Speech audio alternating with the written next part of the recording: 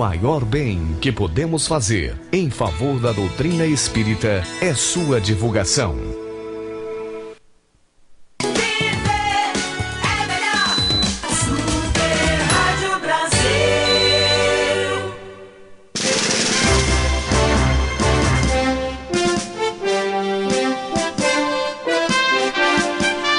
A Rádio Brasil Espírita pertence ao primeiro sistema de comunicação espírita do estado de Alagoas, Nova Fraternidade. Acesse www.radiobrasilespírita.com.br.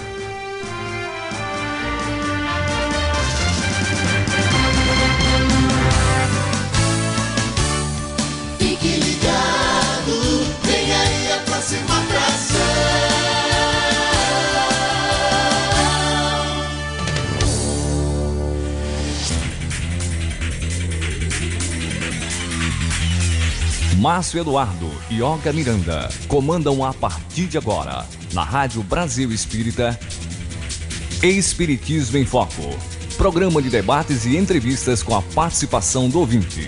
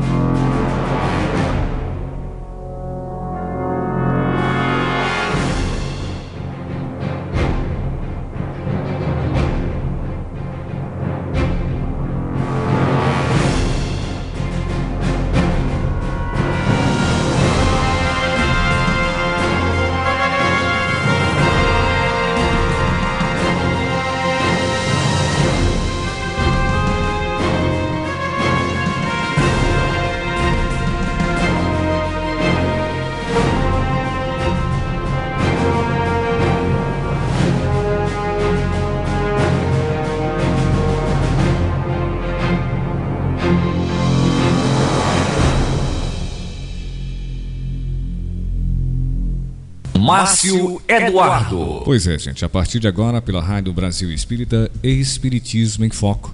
Programa de debates e entrevistas à luz da doutrina espírita com a participação do ouvinte.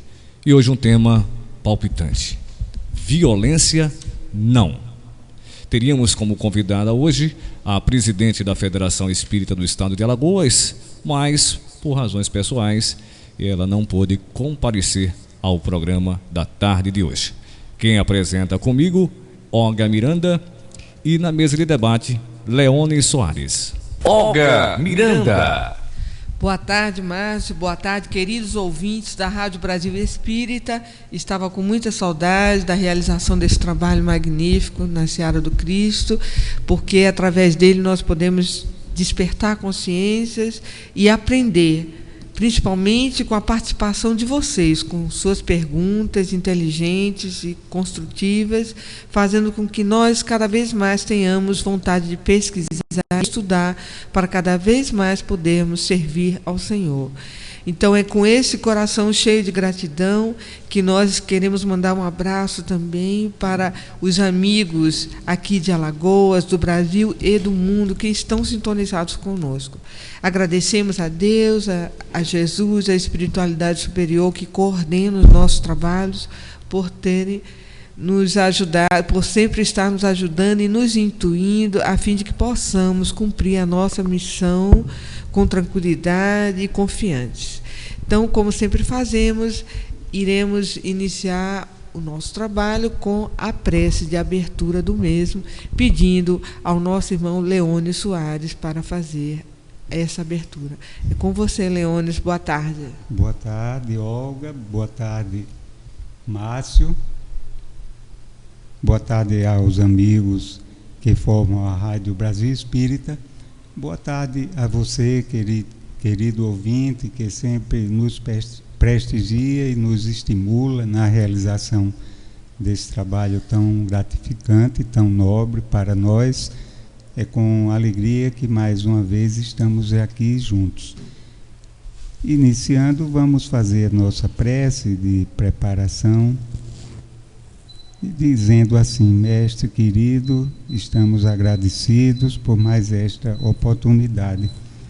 Auxilia-nos neste nosso propósito de ampliarmos os nossos conhecimentos acerca do teu Evangelho e da doutrina espírita e, sobretudo,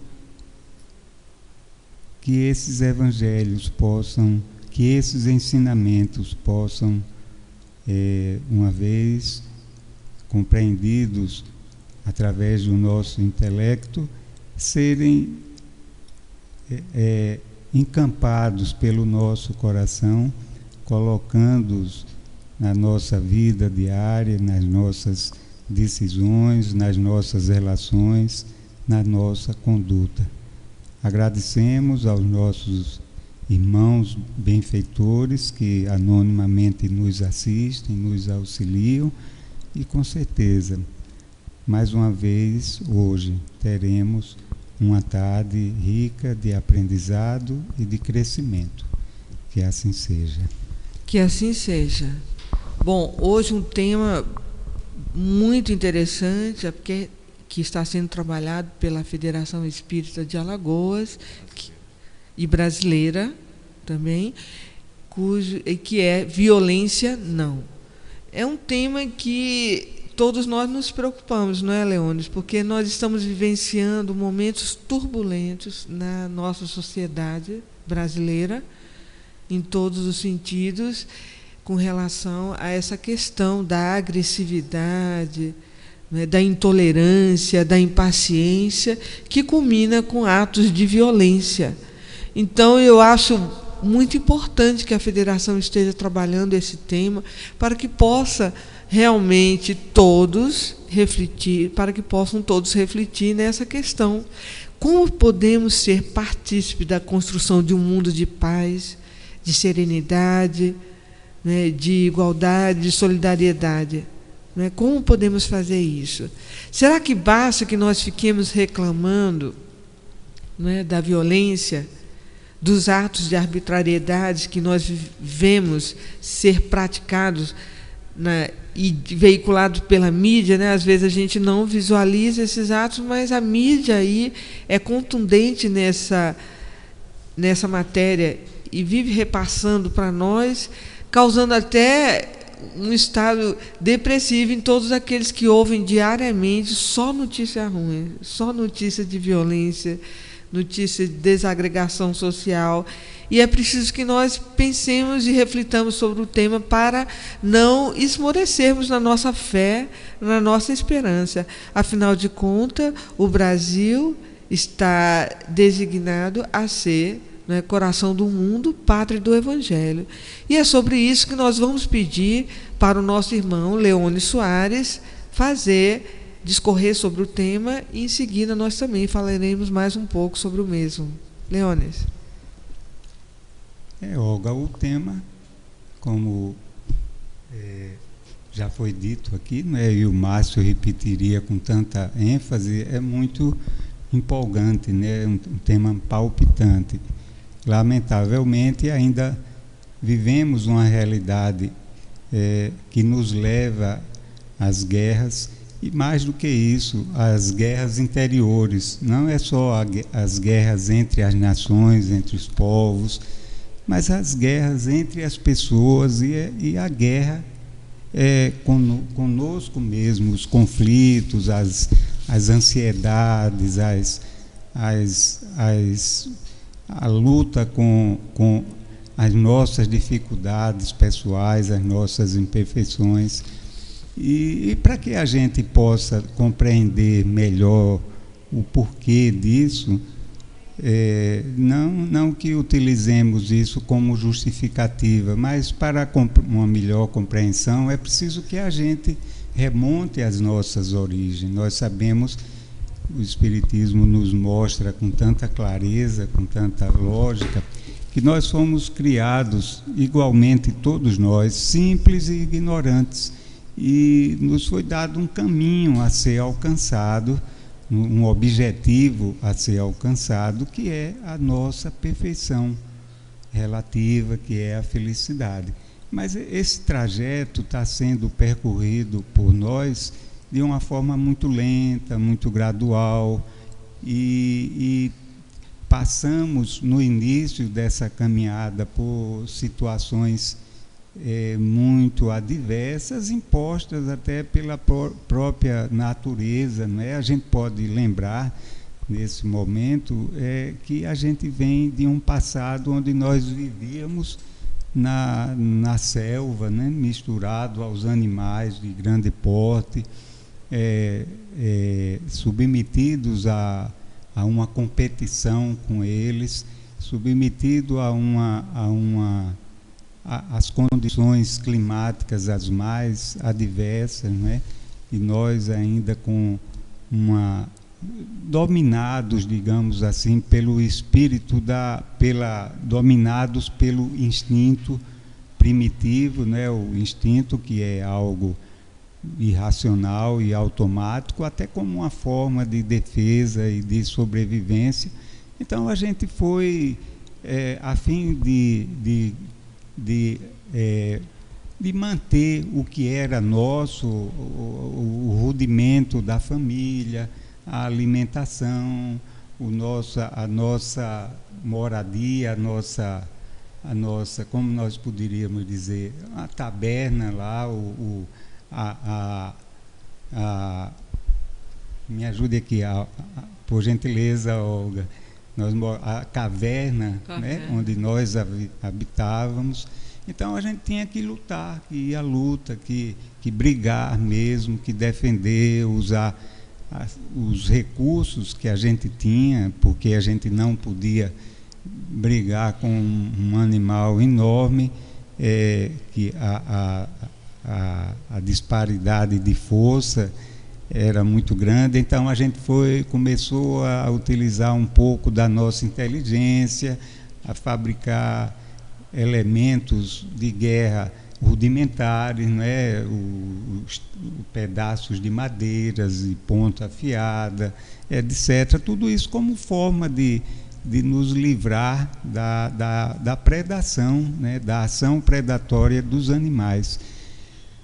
Lamentavelmente, com o decorrer do tempo, isso também a gente foi usando em relação aos nossos irmãos, porque a gente se sentia ameaçado, né? Pelas tribos próximas, e como uma forma de sobrevivência, a gente passou a usar isso contra os nossos próprios irmãos. E na medida em que a gente foi desenvolvendo a nossa inteligência, foi desenvolvendo também em nós a ambição, o sentimento, o desejo de posse, o desejo de acumular, né? Lembrando que nós não tínhamos, como nós temos hoje, as geladeiras, os frigoríficos, etc. Então a gente tinha que, de alguma maneira, buscar guardar aquilo que a gente proteger, né, para que o outro não levasse, e por aí foi se criando, foi se desenvolvendo esse sentimento de defesa e, ao mesmo tempo, o sentimento de posse, de ambição, né, o egoísmo. Isso tudo foi fazendo com que a gente fosse se tornando seres essencialmente belicistas, né? Seres belicosos, né?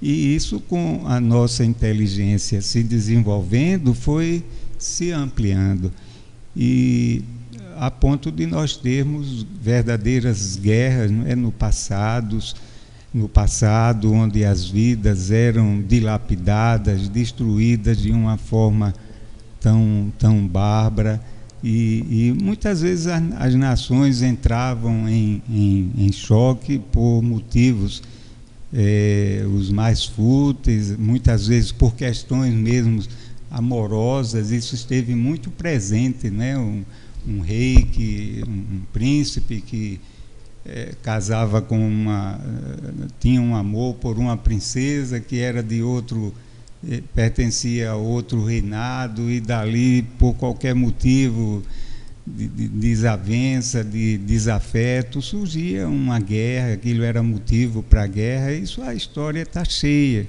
né, de episódios dessa ordem. E andando um pouco mais rápido, nós passamos a viver alguns povos de forma mais nômade. Eu me lembro de ter lido uma reportagem sobre as condições de vida na Europa na virada do primeiro milênio, do primeiro milênio para o segundo, e as condições eram horríveis, não havia saúde, não havia higiene pessoal, não havia esgoto, não havia saneamento, não havia nenhuma prevenção pública de saúde, enfim. E, paralelo a tudo isso, haviam aqueles grupos nômades que viajavam em busca de conquistas, e onde eles iam passando, iam destruindo tudo, era violência. São coisas que a gente nem gosta de falar, estrupos e domínio, subjugação. Então, isso foi criando animosidade entre alguns povos, foi criando o sentimento de vingança, E eu, agora que comemorou-se os 100 anos, o término 100 anos de término da Primeira Guerra Mundial, eu estive lendo um pouco sobre o porquê, qual a causa ou as causas do surgimento dessa guerra, e são coisas absurdas. A gente fica pasmo em ver a Europa, os países declarando guerras uns aos outros ali, de uma forma quase que gratuita, como se chegasse uma pessoa para outra e dissesse: olha, eu vou guerrear com você, se arme, se prepare, porque eu aqui já estou preparado para a guerra. E lembrando, né, Leone, da história da Guerra Santa, né? Sim, isso sem... A gente, ser santa, como é que pode ter guerra, né? Pois é. E isso nós estamos olhando do ponto de vista puramente humano, sem considerar esse aspecto que o Márcio está mencionando, que é a guerra justificada em nome de Jesus, em nome de Deus. Então, essa guerra, essa primeira guerra, da Primeira Guerra Mundial, foi uma coisa horrível, Matava-se de uma forma bárbara. Hoje se mata nas guerras apertando-se botões, mas naquela época não, era na bainha, na espada, no tiro, no rifle, Então era uma coisa absurda. Morreram cerca de 12 milhões de pessoas. E com o enfraquecimento da população pela inanição, a falta de higiene, apareceu o vírus da gripe espanhola e matou mais 18 milhões de pessoas. Eu acredito que, se não estivéssemos num período de guerra, não teria havido o que aconteceu, essa facilidade de disseminação do vírus da gripe espanhola. Então foram 12 milhões. E foram 18 milhões com mais 12, 30 milhões. Olha, para a população da época era um percentual muito grande. E ainda que fosse pequeno, seria um absurdo. Isso terminou em 1918. Em 1937, 38, 37, 38, quer dizer, poucos anos depois, 2 décadas após, começou uma outra guerra. Veja só, a humanidade recém-saída de tanta dor, de tanta angústia, de tanta gente que ficou... a gente se refere a 12 milhões de mortos, mas o número de feridos foi muito maior, E não demorou, aí 2 décadas após, aí começa uma outra guerra mundial. Então você vê o nosso instinto de destruição. E essa Segunda Guerra foi promovida por quem? Foi ocasionada, foi por quem? Pelos alemães, mais especificamente promovido por Hitler. E com que propósito? Com o propósito de fazer se impor ao resto da humanidade como uma raça superior, não é? Com o propósito de conquistas territoriais, com o propósito de disseminar raças que eles consideravam inferiores, né? E olhe que a Alemanha era o país mais desenvolvido da época, não só do ponto de vista da ciência, da tecnologia, mas nos outros setores da vida, como a arte, a religião, a cultura de uma forma geral, né? Então, foi esse povo que, conduzido por uma pessoa louca, que com uma facilidade muito grande de comunicação, conseguiu envolver a todos e levar a humanidade àquele fato. Bom, então a história, toda a história nossa está marcada desde os seus primórdios lá, pela ação de conquista, de descalabro, de sede insaciável, né, do homem. Então, o grande problema é qual a origem dele, onde se encontra a origem do problema da falta de paz. Ela está dentro de nós mesmo, né? Não podemos atribuir a algo externo, mas a origem da falta de paz está dentro de nós. E como então a gente procurar resolver o problema da guerra? Procurando resolver o problema da paz dentro de nós. Então, muitos utilizam a guerra com um propósito justificado de se conseguir a paz. É uma ideia absurda, não é? Nós temos que nos amar para podermos conquistar a paz, manter a paz. É uma coisa muito equivocada, e é sobre isso que a nossa conversa de hoje vai girar, não é, Olga? Isso. Sobre essa paz interior que nós devemos buscar, nós devemos construir, porque isso é fruto de uma construção nossa, individual, e ela é intransferível, né, para que a gente possa, a partir da nossa paz interior, a gente conseguir um ambiente doméstico de serenidade, de harmonia, de paz, e a partir daí esse ambiente ir se estendendo, né, para o bairro, né, porque isso vai se repercutindo, né? A paz que a gente consegue construir dentro de nós, ela se reflete nas outras pessoas. É verdade, Leones. Nós temos aqui no Evangelho, no capítulo 9, aquele intitulado assim, bem-aventurados aqueles que são mansos e pacíficos, né? A importância desse capítulo para que a gente possa absorver tudo isso que você está dizendo, né? Olha, eu tenho um entendimento sobre o Evangelho, assim, um pouco radical, e às vezes até eu gosto de colocar isso para que a gente se acorde. Jesus veio trazer para nós ensinamentos maravilhosos, caminhos que nos levam, né, à paz, já que o tema é a paz.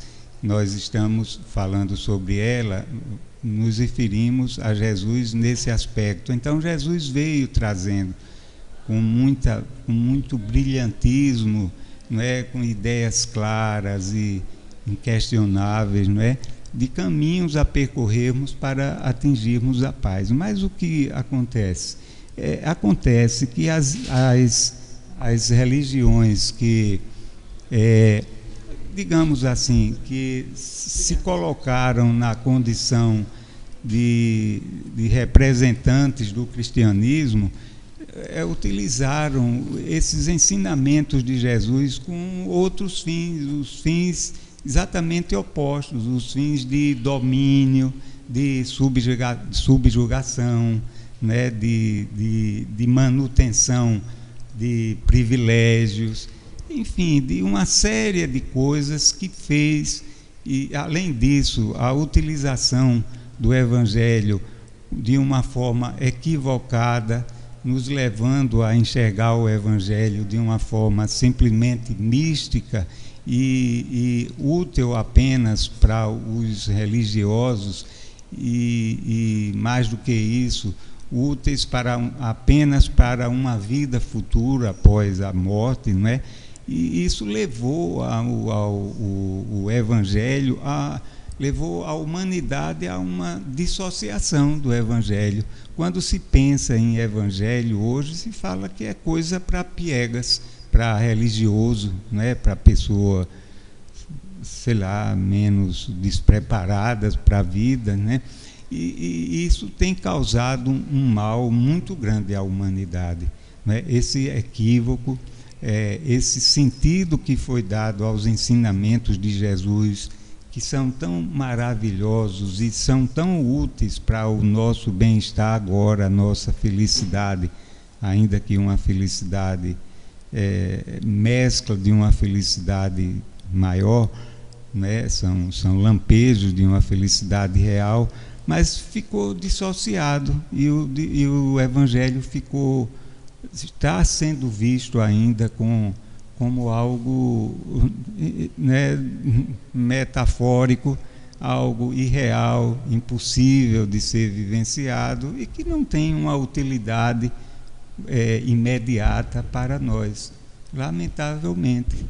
No entanto, o Evangelho se coloca a maneira, como Jesus diz: eu sou o caminho, a verdade e a vida. E a gente assim não interpreta, né? É verdade. Eu diria assim que atualmente, sabe, Leônidas, eu me preocupo com relação a essa questão. Esse tema, então, para mim é importantíssimo. Violência não. Por quê? Porque nós sabemos que nós, em termos de educação, estamos muito despreocupados com a formação moral dos nossos filhos, da nossa família. E o que isso representa? Representa uma reprodução de seres que são exportados para a vida social com uma educação deficiente. E isso implica em quê? Em uma sociedade doente, uma sociedade desequilibrada, uma sociedade despreparada para a convivência fraterna. Então, é muito importante que a gente preste bem atenção ao nosso comportamento, porque não podemos resolver as questões mundiais, as questões de todas as pessoas, sem antes nós não observarmos as nossas imperfeições, como está sendo a nossa conduta, o nosso comportamento perante o convívio familiar e societário. Então eu pergunto, será que nós, no nosso dia a dia, somos, conforme determina o Evangelho, mansos e pacíficos? Será que o nosso falar representa docilidade, brandura? Então, são essas coisas que nós temos que pensar. Quando nós acordamos, nós louvamos e agradecemos a Deus por tudo que nós recebemos dele?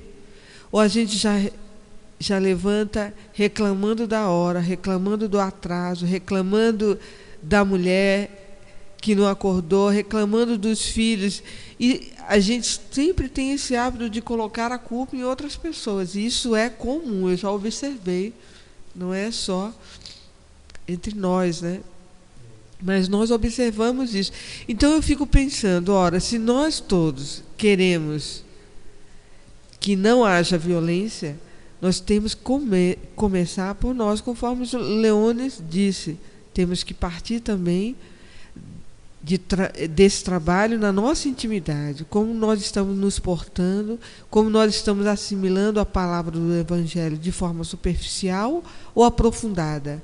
Estamos sendo realmente trabalhadores da última hora, cooperando para a construção desse mundo de paz e solidariedade, ou nós somos partícipes e comungamos das sombras no momento de agredir os nossos presidentes, os nossos políticos, os nossos mestres, todos aqueles que estão nos gerenciando? Sempre todas as culpas são dos outros, nunca é nossa. Nós parecemos que estamos à margem de todo o processo, como se o processo não fosse composto de unidade, né? Somos compostos. Um povo é composto de pessoas. Uma pessoa somada a outra, que somada a outra, que somada a outra, vai gerar um povo. E esse povo é que vai deliberar sobre a sua conduta perante a todos, né? Então, nós formamos essa comuna, a comunidade, e nós somos partícipes dessa comunidade, ou pelo nosso trabalho, nossa participação, ou pela nossa omissão. Porque não tem crime maior do que a omissão praticada por aqueles que se dizem bonzinhos, comportados e cumpridores, entre aspas, das leis, né? Existe uma situação muito perigosa nessa questão. Então, nós, partícipes da comunidade, somos o povo brasileiro, né? Compomos o povo brasileiro. O povo é o coletivo e nós somos a unidade. O que nós fazemos para não haver violência? Dentro da nossa casa, nós construímos uma atmosfera contributiva para a formação, né, desse ar mais purificado? Ou nós sempre estamos gritando, estamos irritados, estamos nervosos com tudo, né? Porque a gente vê essa irritabilidade muito presente no trânsito. A gente vê isso. E isso não é nada mais do que o reflexo da nossa personalidade, né? Se exteriorizando entre o coletivo. Então, a gente começa a agredir e a falar do outro como se nós não pudéssemos ter cooperado para que aquela situação não acontecesse. Então, a gente sempre acha que o outro é que é o culpado do conflito, da desagregação, das desavenças. Porque se nós tivéssemos em nós amor real, como teve o Estevão perante Saulo, quem leu Paulo e Estevão sabe do que eu estou falando, né? Estevão, quando apanhou, foi murrado na face por Saulo, né? E não reagiu em nome do Evangelho. Assim como ele foi provocado por Saulo quando estava a serviço do Senhor, e Saulo porque queria alimentar o discurso, a discórdia, e Estevão disse que não podia, porque estava servindo ao Senhor. E Jesus muitas vezes nos falou que não devemos alimentar a discórdia, a discussão, se ela é em vão, se ela é improdutiva, se ela não vai gerar bons frutos. Então, todos os atos de violência não estão representados apenas em agressões físicas, mas em agressões morais, agressões através das palavras, agressão através da omissão. É ato de violência. A partir do momento que você vê uma criança ser violentada e você nada faz, como muitos pais que, por serem casados, nada fazem para salvar suas filhas da agressão de um marido, de um namorado, e nada faz, isso é um ato de omissão e de extrema violência. Então é preciso que nós reflitamos, não nos apeguemos na palavra violência como gestos apenas físicos, mas violências de toda a ordem. Violência que viola a lei de caridade, a lei de amor. Tudo que viola a lei de caridade, a lei de amor, é um ato de violência contra aquilo que foi semeado por Deus em nosso coração. Deus não semeou atos de agressividade, e sim, Ele colocou em nós a semente da perfeição, a semente do amor, da fraternidade, da solidariedade, do perdão. E nós é que nos desviamos, conforme Leônidas muito bem relatou aí, nesse momento histórico que ele discorreu, que a humanidade sempre viveu em guerra, sempre viveu em conflito, porque raríssimas foram as pessoas que escolheram o caminho da paz, o caminho do amor, raríssimas. E por isso precisou Jesus vir até nós para tentar nos salvar dessa edificação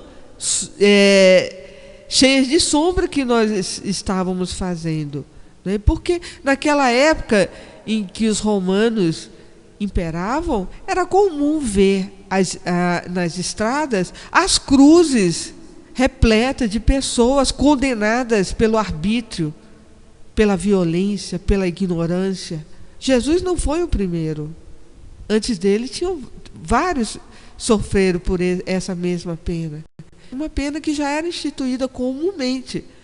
Fora outras questões da escravidão, da violação de direitos humanos. Então, isso era uma coisa de que alguém que conquistava uma terra poderia utilizar todas aquelas pessoas que eles dominaram da maneira que eles quisessem. Então, imagine, se hoje existe violência, naquela época, ela era institucionalizada pelo poder.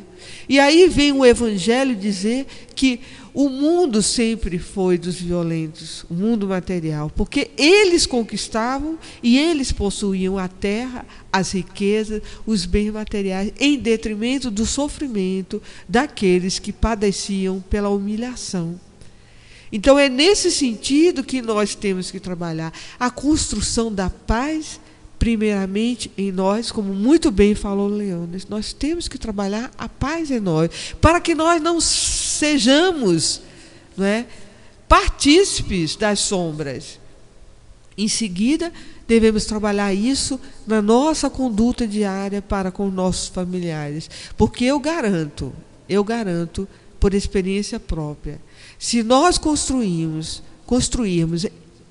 o lar que Jesus tanto relatou em seu Evangelho para nós, levarmos o Evangelho para a nossa casa, com certeza nós vamos estabelecer lá a harmonia, a seriedade, a tranquilidade, o equilíbrio, vamos ter um casamento sólido, vamos ter filhos equilibrados, vamos ter pessoas que nós vamos exportar para o mundo, que serão multiplicadores da paz. Então é aí que começa, não é, a célula humana da iluminação. É no nosso lar que começa. Tanto é que Jesus instituiu o Evangelho no lar, na casa de Pedro, para que nós pudéssemos fazer isso.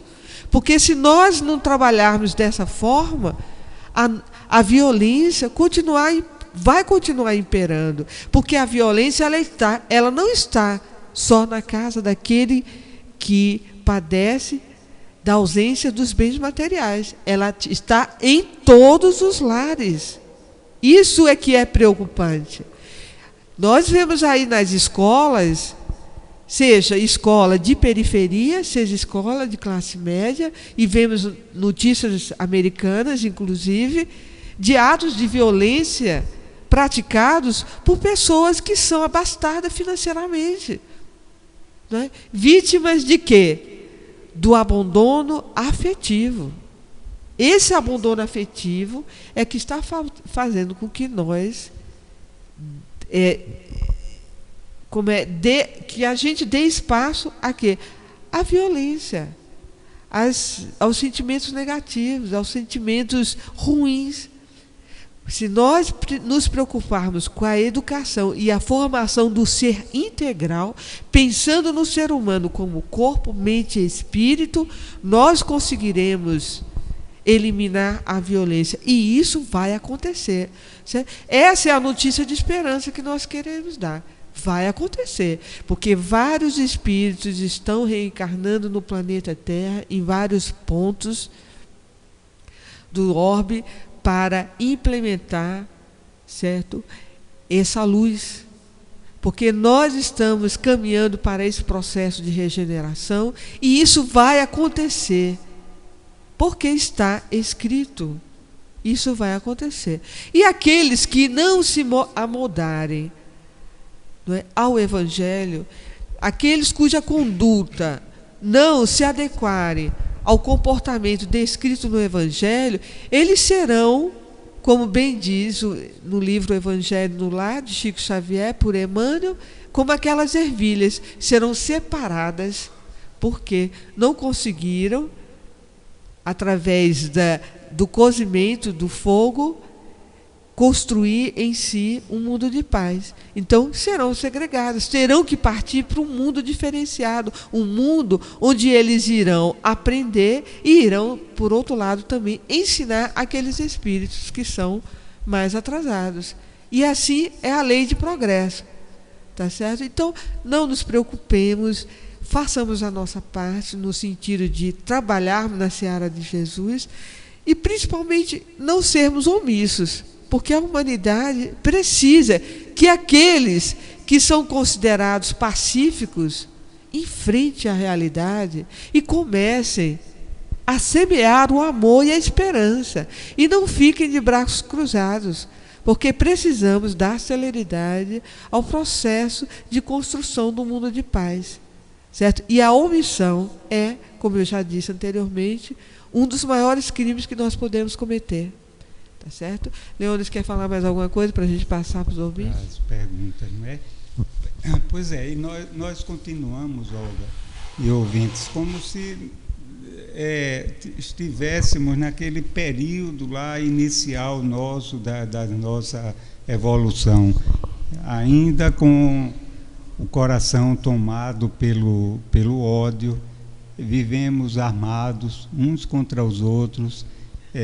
O outro para nós representa uma ameaça, né? Basta alguém olhar, a gente já se sente como que, alguém olhar para nós, a gente já se sente como que ameaçado, como se aquela pessoa tivesse algum mal a nos fazer. Então nós vivemos armados, né? Espiritualmente armados. Então é necessário que a gente se desarme, é necessário que a gente construa a serenidade e a paz dentro de nós.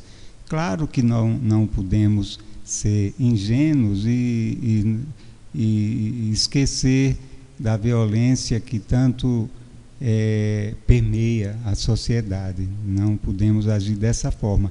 Mas, por outro lado, não podemos viver obcecados pela violência. Eu conheci uma pessoa que tudo que ela via ela tinha medo, né? Porque ela passou por uma experiência relacionada lá com um bandido utilizando uma moto. Então, quando ela via alguém de moto, ela já achava que era um bandido. E se a pessoa tivesse, então, com alguém no bagageiro da moto, então era certeza que era pânico, né?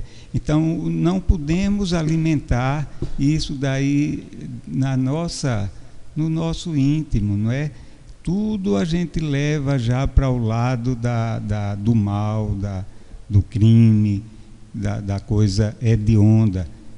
Temos que estar vigilantes, cuidadosos, sermos precavidos, mas não alimentar o pânico dentro de nós, alimentar, ao contrário, os bons sentimentos, os sentimentos nobres que nos conduzem a um estado íntimo de paz, de serenidade, em ver no irmão nosso um ser semelhante a nós, com virtudes, com qualidades e com defeitos também, mas alguém semelhante a nós. E quando a gente age dessa forma, a gente está construindo em volta de nós um ambiente de proteção espiritual, né? Porque tudo que a gente emite em termos de sentimentos, de pensamentos, isso daí reflete sobre as outras pessoas.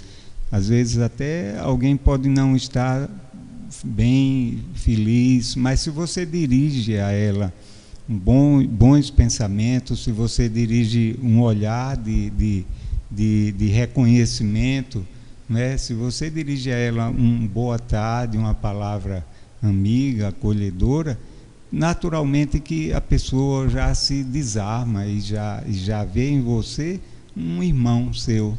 Experimentemos viver dessa forma para vermos o quanto isso irá influenciar as nossas vidas e a vida das outras pessoas também. Então é um trabalho que é simples, não é complexo, agora requer uma vontade nossa, uma vigilância permanente e que nós alimentemos esses sentimentos dentro de nós através da boa leitura, das boas ações, dos pensamentos sempre direcionados para o bem, para o amor, e com certeza o mundo em volta de nós se modificará, não é? Porque quando a gente se transforma, o mundo também se transforma. Ok. Vamos agora, então, às perguntas dos nossos ouvintes que estão ansiosos para participar aqui do programa. Márcio? Pois é, Olga. Agora é a parte palpitante do programa, as perguntas dos nossos ouvintes, que fazem parte da rede social e que também nos envia através do e-mail da Rádio Brasil. Você, lembrando, você que ainda não tem o nosso aplicativo, estamos chegando já aos 10 mil aplicativos baixados. Baixe também o seu. É bem simples. Acesse o Google Play ou Play Store e coloque o nome na pesquisa Rádio Brasil Espírita e baixe o seu aplicativo em seu aparelho móvel. Primeira pergunta da tarde de hoje é de Odaí, de Aracaju. O que o Espiritismo pode fazer em relação ao tráfico de drogas? Boa tarde, Odaí. Boa tarde a todos os sergipanos. É com alegria que nós recebemos a sua pergunta, Odaí. E é interessante essa pergunta. Na verdade, Odaí, o tráfico de drogas não é algo de competência, digamos assim, das religiões. O propósito da religião é fazer com que o homem se ligue a Deus de uma forma mais intensa, mais reserva. E em assim agindo, naturalmente que está dando uma contribuição direta para que o tráfico de drogas se reduza, o consumo se reduza, porque nós não consumindo, não alimentaremos o tráfico.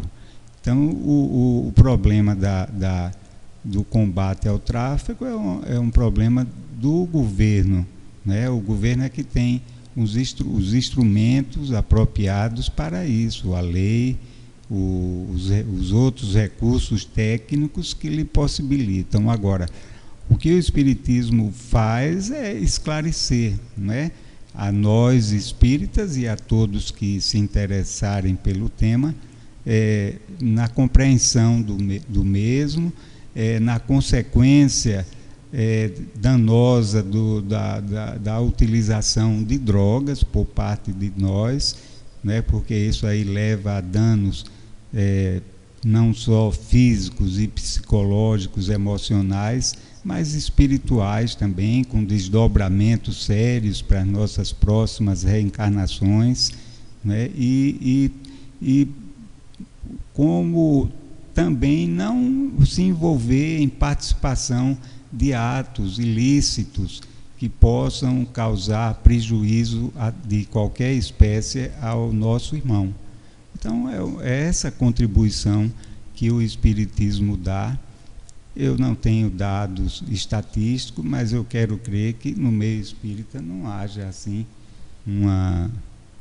que a gente tenha conhecimento das pessoas que efetivamente pratiquem o Espiritismo ou outra religião que estimule o amor, a vivência do Evangelho, né, que haja consumidores de droga. Pode haver alguma coisa pontual, porque na verdade, Odaí, o Espiritismo nos convida a uma postura de aparência exterior, não é? Nós não nos comportamos de uma forma para atender à expectativa da sociedade. Não é essa a proposta espírita. A proposta espírita é de uma vivência íntima, não é? Das verdades do Evangelho, né? É um compromisso de nós conosco mesmos, né? Não é um compromisso com a sociedade, é da gente com a gente, é o problema de consciência e de foro íntimo. Olga? É isso, Odair. Muito obrigado pela sua pergunta. Um abraço a todos os irmãos aí de Aracaju. Eu tenho 2 irmãos a quem eu abraço também fraternalmente. E eu diria que a droga e o tráfico de droga é um ato de extrema violência. E você está de parabéns pela sua pergunta, porque esse é um tema que preocupa não só os brasileiros alagoanos, como o mundo inteiro. O mundo inteiro está afetado por essa problemática que leva à violência, que leva à degradação humana, que leva o ser humano a perder sua própria dignidade. E o Espiritismo, ele pode fazer muita coisa a partir do berço, aquilo que eu falava inicialmente.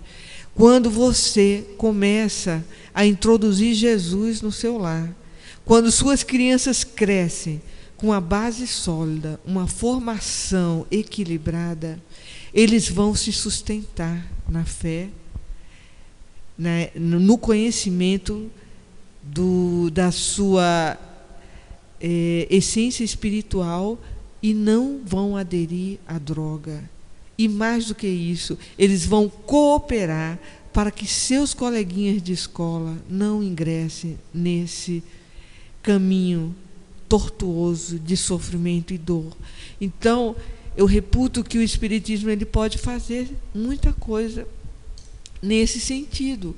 Só poderemos eliminar violência, as drogas e outras mazelas mais quando nós nos educarmos, quando nós tivermos consciência da nossa essência espiritual e os danos, conforme muito bem dito aqui pelo Leones, que causam o consumo de drogas, sejam lícitas ou ilícitas.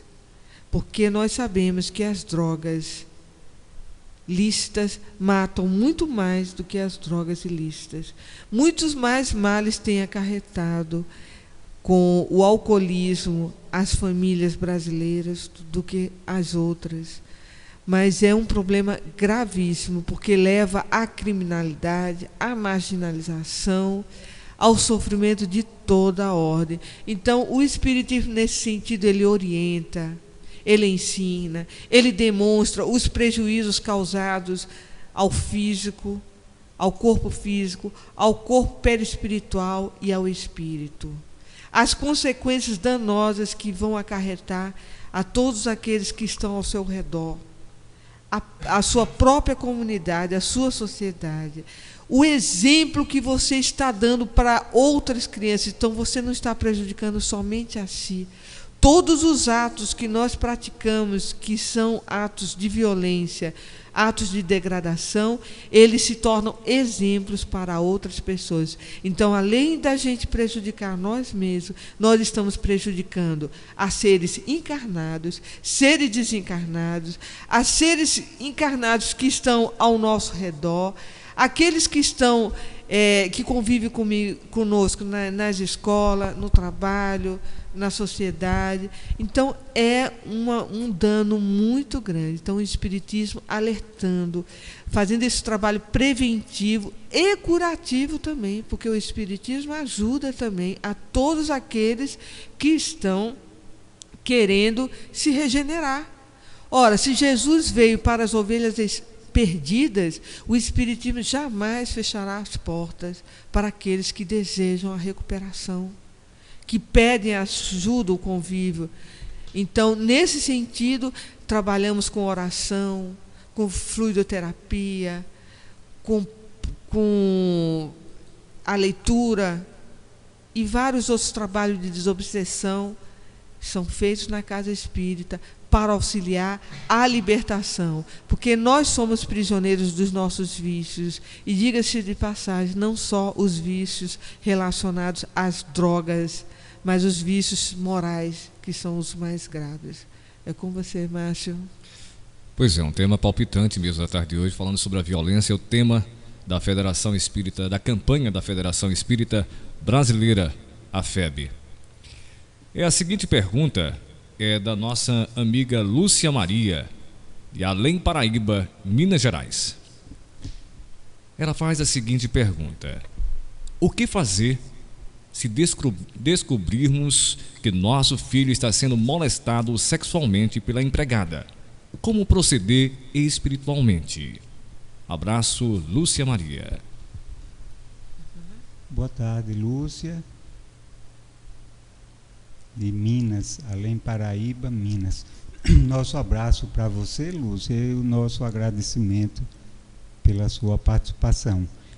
Lúcia, você me fez recordar um ensinamento dos nossos amigos espirituais, que quando eles nos orientam para que, diante de qualquer problema ou qualquer situação que nos deparemos na vida, façamos o exercício de perguntar a Jesus o que ele faria em nosso lugar, não é?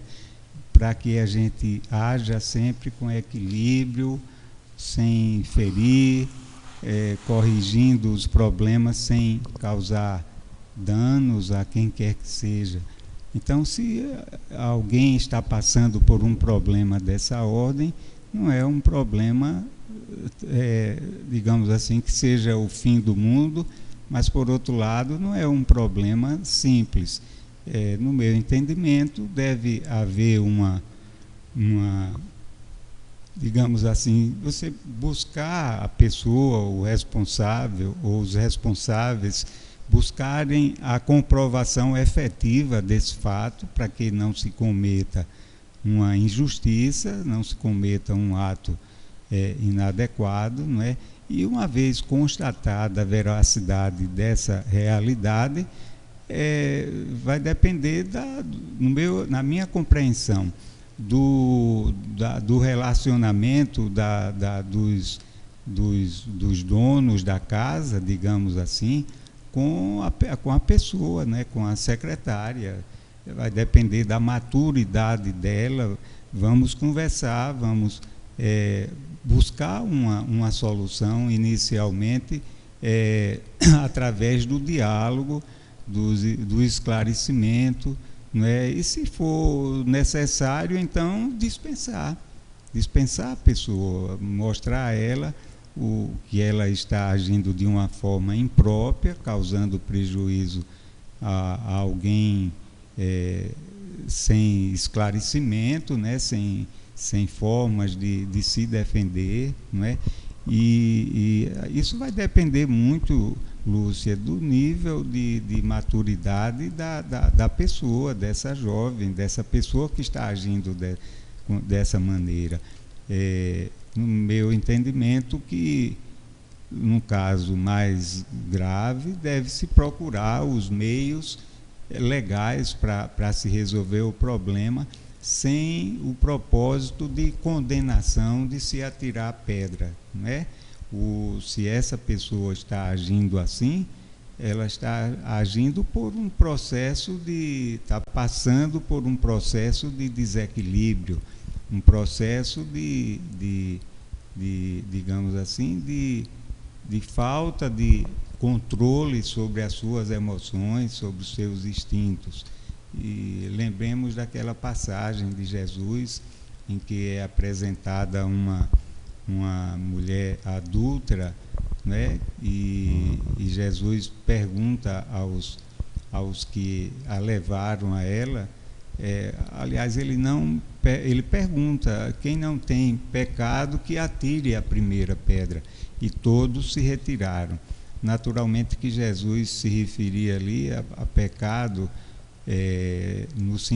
não nesse sentido deturpado que foi dado ao termo, mas pecado no sentido de erro, de equívoco, que é o sentido original da palavra. E ele não se referia só ao erro, ao equívoco, no ponto de vista do adultério, mas de uma forma mais ampla, né?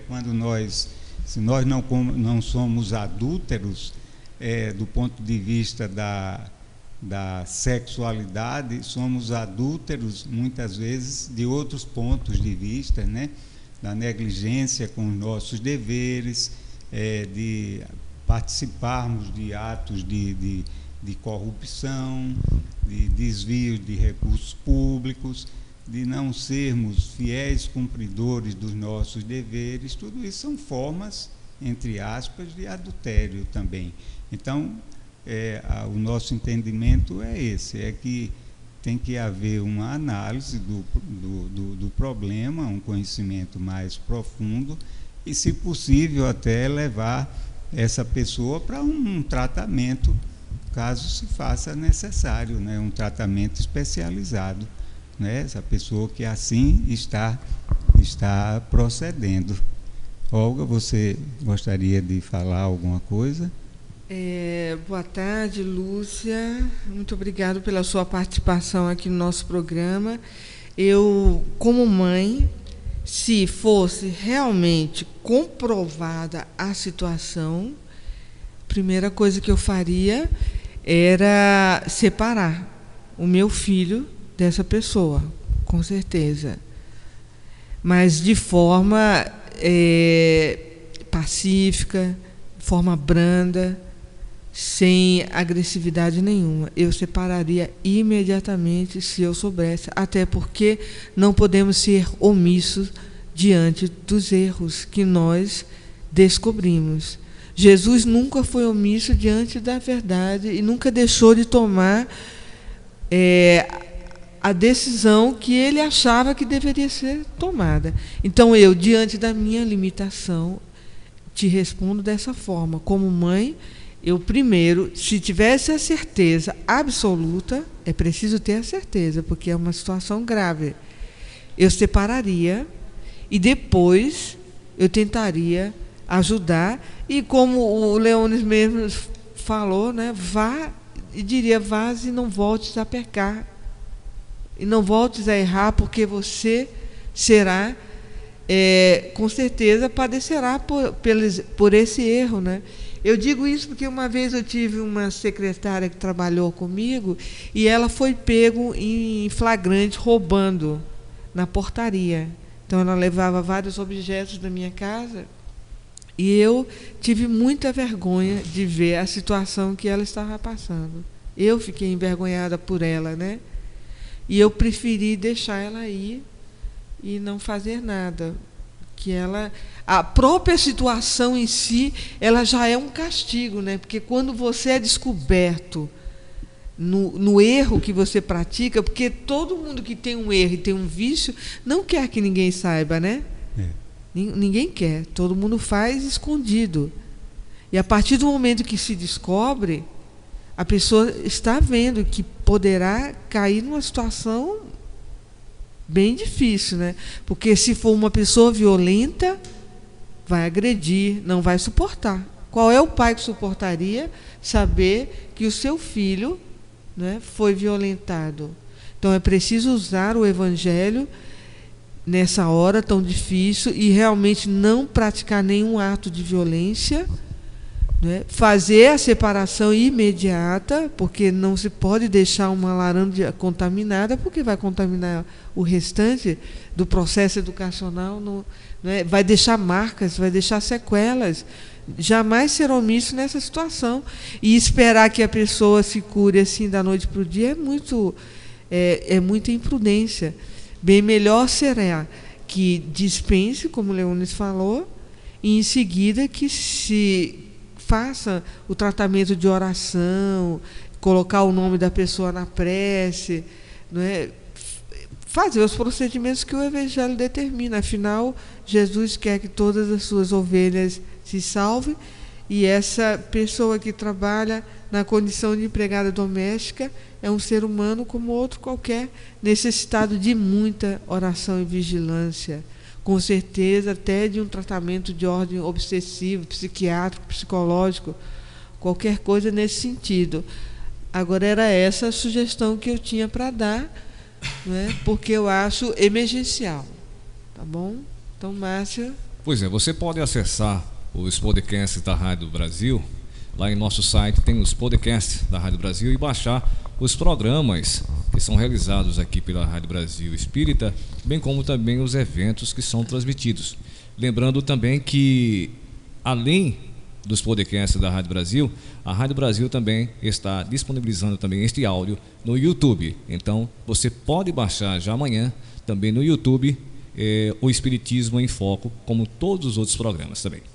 A próxima pergunta da tarde de hoje é de Carina de Magé. Temos livre-arbítrio quanto à nossa vida? Posso praticar aborto fruto de estupro ou serei condenada pelos espíritas? Pergunta aos oradores: vocês teriam um filho fruto de estupro? Como vocês reagiriam sabendo que sua filha vai dar luz a um filho de estupro? Essa criança será amada? Daí a pergunta. Posso? Claro, Boa tarde, Carina de Bagé. Muito bem-vinda aqui ao nosso programa.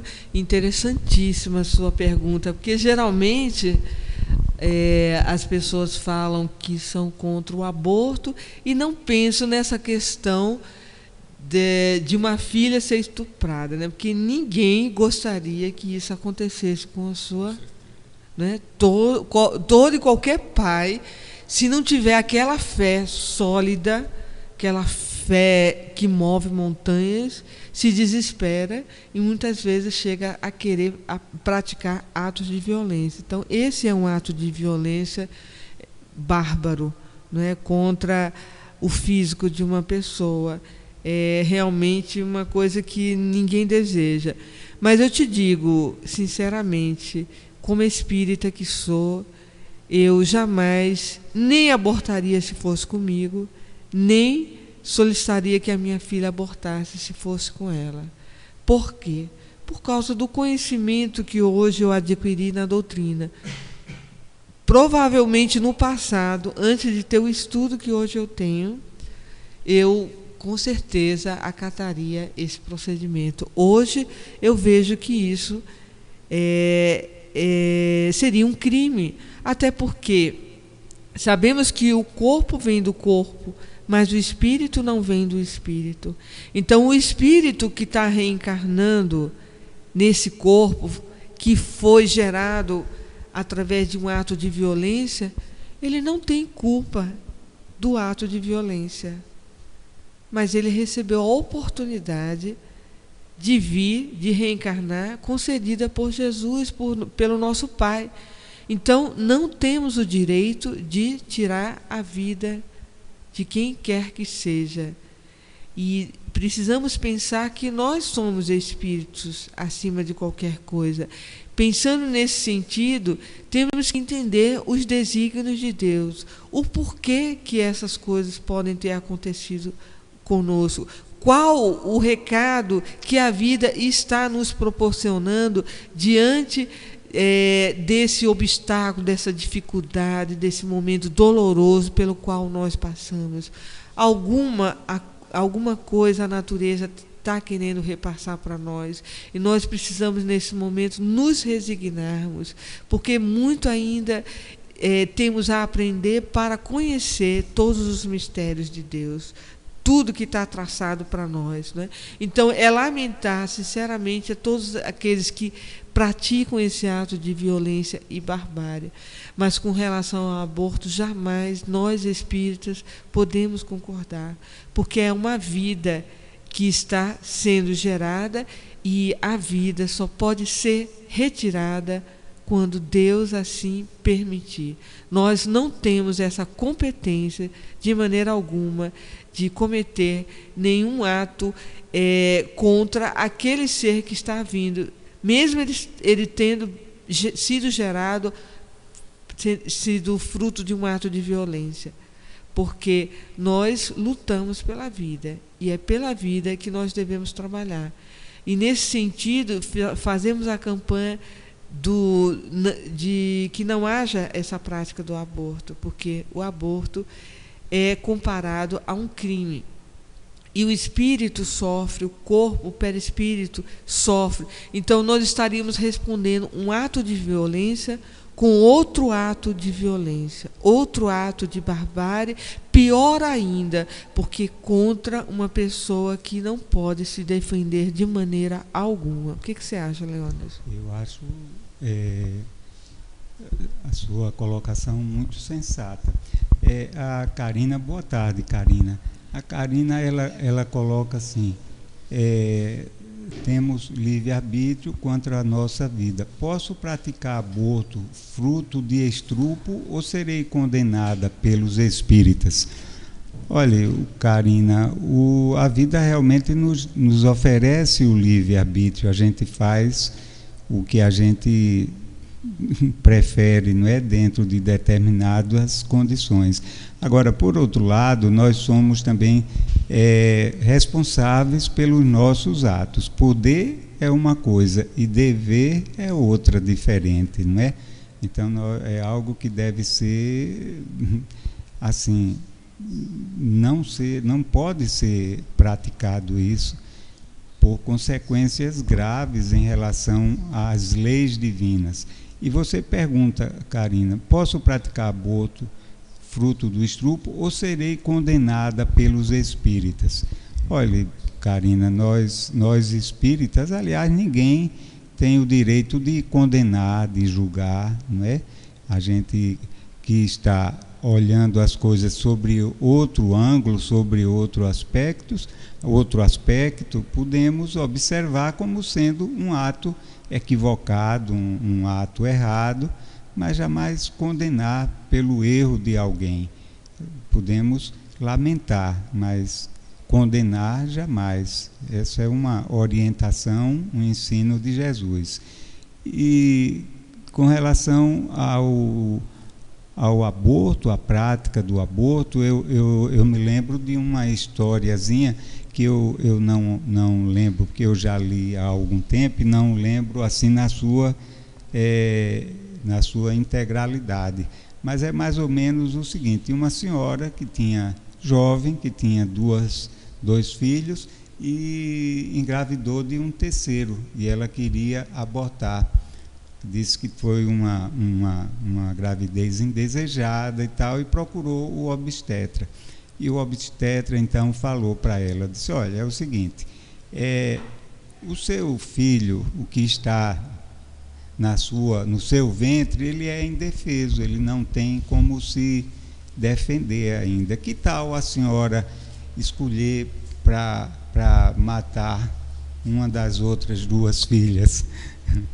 Não é? Que tal assim a senhora assassinar uma das outras duas filhas, das suas filhas que já são grandinhas? Qual a senhora escolhe? Isso foi para ela um motivo de reflexão profunda, né? E de consequente mudança do seu propósito de atitude. Então, Karina, por maior que seja a dificuldade que a situação possa se aparentar para essa pessoa, peça a Deus auxílio e com certeza esse auxílio irá chegar e o filho virá como um elemento divino de harmonia e de auxílio para o equilíbrio da pessoa e da família.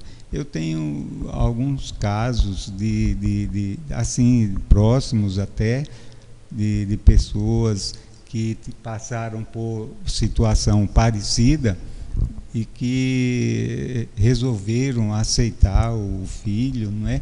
E hoje os filhos já adultos são para essas mães uma fonte de conforto, de presença na vida e num caso até específico de sobrevivência mesmo. Esse filho é quem ajuda ela, não é, na sua sobrevivência material. Então, vamos sempre valorizar a vida, estimular e amar infinitamente, porque quem ama, com certeza, será amado. Pois é. Vamos agora às novas perguntas com o Márcio. Perguntas palpitantes, né, o Leão de Joga, da tarde de hoje, né? Pois é, são. A próxima pergunta agora é do nosso amigo José Carlos. Forte abraço, José Carlos. José Carlos é de Portugal. Olá, José Carlos. A pergunta você não leu. Eu vou ler agora. Ah, tá bom. A pergunta é de José Carlos. Como os oradores procederiam se descobrissem que seu filho é um estuprador? Boa tarde, José Carlos. Boa tarde a todos os nossos irmãos portugueses, não é? Que tanto colaboraram para o engrandecimento da nossa pátria brasileira, e nós somos gratos a vocês por muito. É uma alegria tê-lo aqui conosco. Zé Carlos, se eu pessoalmente descobrisse isso no meu filho, eu descobriria que ele estava doente, né? A primeira coisa, e que ele precisava de tratamento, de reajuste, né? Emocional, psicológico, de valores éticos e morais, e promoveria com certeza uma forma dele assumir a responsabilidade dos seus atos. Não seria conveniente com essa atitude, né? Ia ter uma atitude com ele de compreensão, não ia condená-lo, mas ia fazer com que ele assumisse a responsabilidade pelos seus atos. Se teve algum filho aí fora, vai assumir a responsabilidade, né? Para que ele no futuro não tenha um problema muito mais grave, muito maior. Então, Zé Carlos, a nossa atitude diante dessas situações não é descartar, se ver livre do problema, fugindo dele ou terceirizando, deixando que ele passe a descoberto. Não, vamos fazer com que ele compreenda. É a melhor, digamos, contribuição que a gente pode dar a um filho, é fazê-lo responder pelas atitudes dos seus atos, mostrando os equívocos, as consequências, né? E que ele mude de atitude. Olga? É isso mesmo, Leônidas, era exatamente isso que eu faria. Eu quero agradecer a participação do José Carlos, mandar um abraço para todos aí de Portugal e dizer que difícil é essa situação, viu? Porque não é fácil nós descobrirmos que os nossos filhos violam a lei de amor e de caridade e são partícipes de atos de violência dessa espécie. Nos dói muito, realmente é um sofrimento grande, mas que nós precisamos enfrentar através da oração que nos encoraja, através dos conselhos amigos das casas espíritas, do nome dos nossos filhos colocado na prece, num trabalho fervoroso, né, uma corrente de oração para que possamos achar o caminho adequado a seguir, mas principalmente essa questão da ação. Não podemos ser omissos diante de uma situação dessa, porque apesar de ser nosso filho, ele está causando atos de violência. Ele está causando dor, sofrimento e sequelas severas a todas aquelas pessoas vitimadas pelas suas ações. Então, se nós formos omissos, nós seremos responsabilizados, seremos coniventes e pagaremos também por esse ato de omissão. Então, temos que refletir e buscar ajuda de profissionais na área médica, de profissionais na área da justiça, para que possamos tomar a medida correta, através do aconselhamento desses profissionais mais habilitados do que nós para responder por essa questão. Com relação à doutrina espírita, o que eu aconselho é o que faria com qualquer, em outra situação, que é colocar o nome na prece, pedir para as reuniões de desobsessão que trabalham o caso dele, que com certeza também está a envolver outros espíritos da mesma estirpe, para que ele possa, o mais rápido possível, conseguir sair, né, dessa obsessão, porque é uma obsessão quando a pessoa está na prática de atos de violência, de atos criminosos. E eu digo a você que a pessoa que está passando por esse problema não está só. Nós temos várias famílias cujos filhos são viciados em drogas e praticam diversos crimes, né, de violência, de assalto, de roubo, que praticam assassinatos, né, que praticam corrupção. Tem crime pior do que a corrupção, que retira a oportunidade de todas as pessoas de terem uma educação, de ter saúde, saneamento, segurança. Não tem crime pior do que esse. E nós vemos ser praticado o tempo todo. E às vezes os pais são coniventes com esse processo e até usufruem das benesses que isso trazem para eles.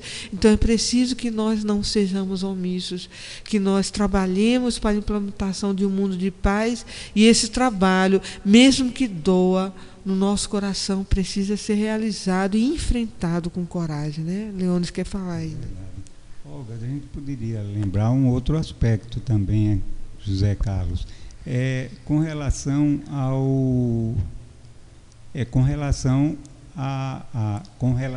à relação entre pais e filhos nesse caso, não é? Como estaria a relação, a amizade entre o filho que estaria praticando esse ato e a sua família, não é?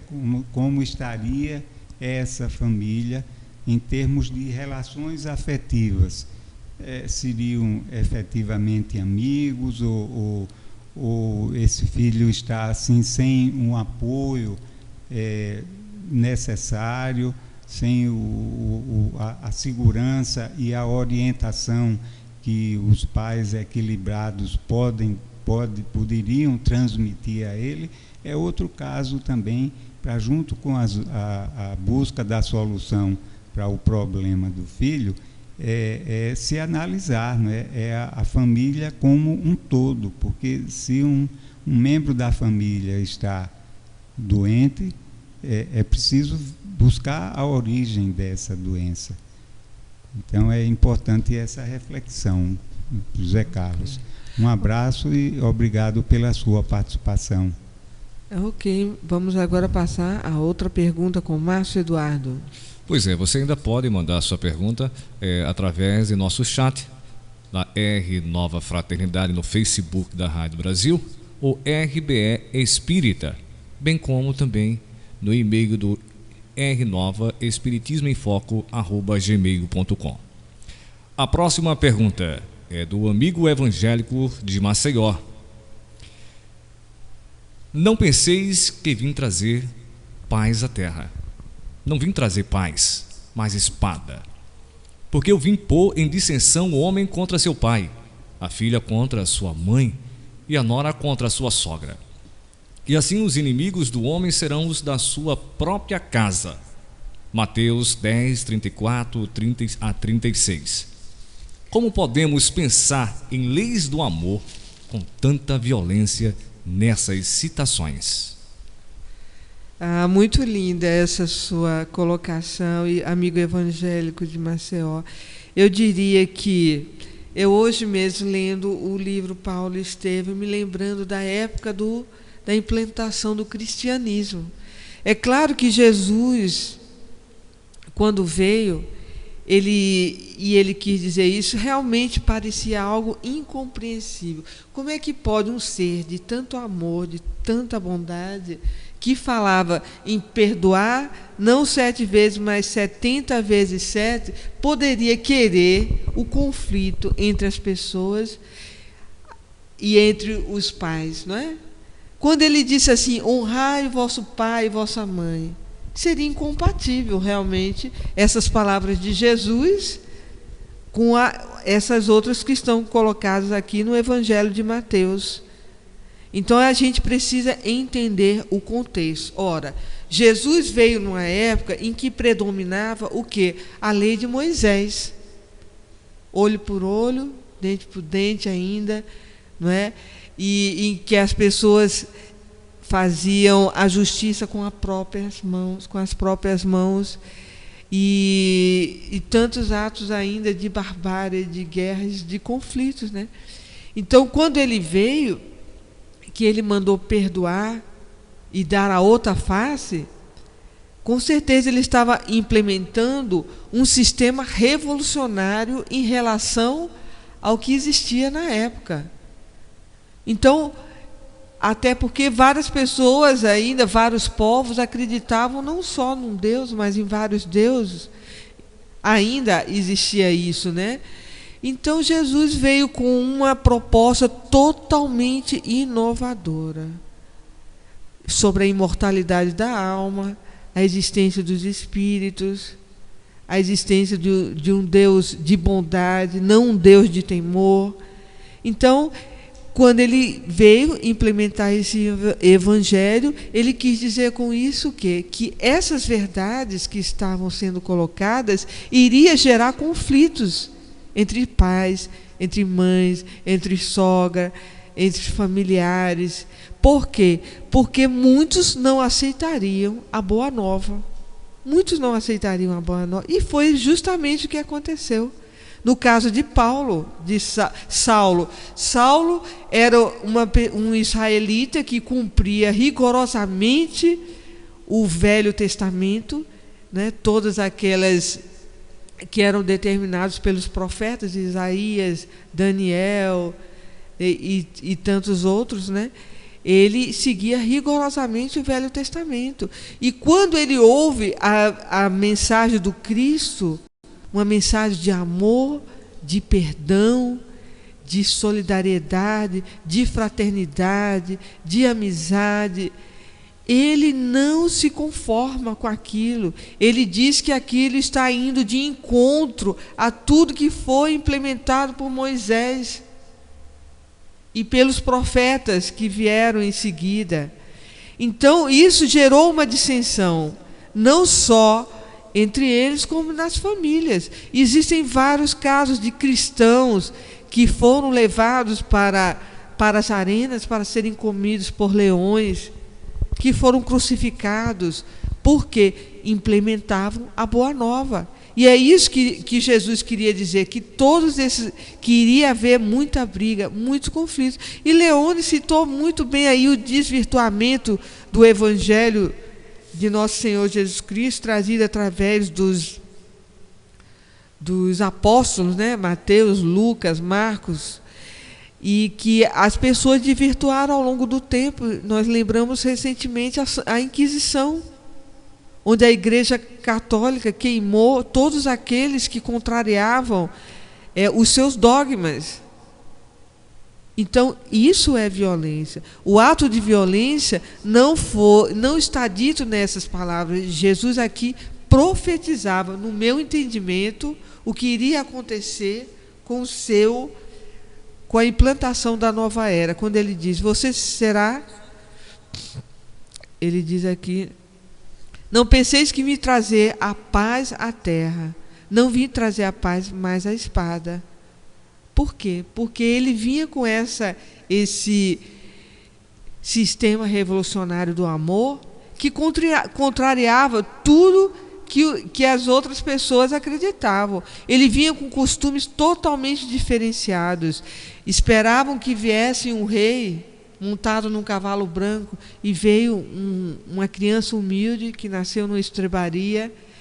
Então, eles jamais aceitaram, tiveram dificuldade de aceitar Jesus como o enviado de Deus, porque esperavam que viesse alguém poderoso aos moldes da situação material que eles vivenciavam. Então, é claro que eles não aceitaram, e por isso houve muita morte pela espada. muita traição, muita violência, mas essa violência não foi trazida por Jesus. Ele diz que veio trazer porque, em razão da boa nova, ele sabia que tudo isso aconteceu, assim como ele previu que ia acontecer, ele sabia que ia acontecer com ele também. Então, quando ele compartilhou o cálice da Santa Ceia, a última ceia que ele fez com os apóstolos, ele diz aqui, estamos traçando o acordo entre eu e vocês.